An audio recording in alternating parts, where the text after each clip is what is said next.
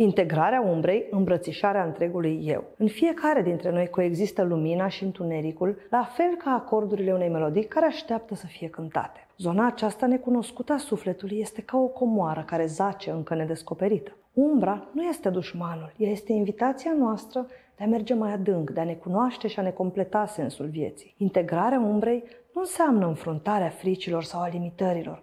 Este o oportunitate unică de a ne ilumina și a evolua integrând părțile noastre nevăzute. Prin acceptare și explorarea întunericului cu compasiune, ne îmbrățișăm adevăratul întreg potențial. Descoperim, permitem și întregim ființa noastră uman-divină, parcurs în care realizăm că fiecare sentiment, experiență și moment din viața noastră ne formează și ne definește. Astfel, prin conectarea și integrarea cu sinele nostru superior, ne dăm seama că suntem mult mai mult decât suma părților și experiențelor noastre umane.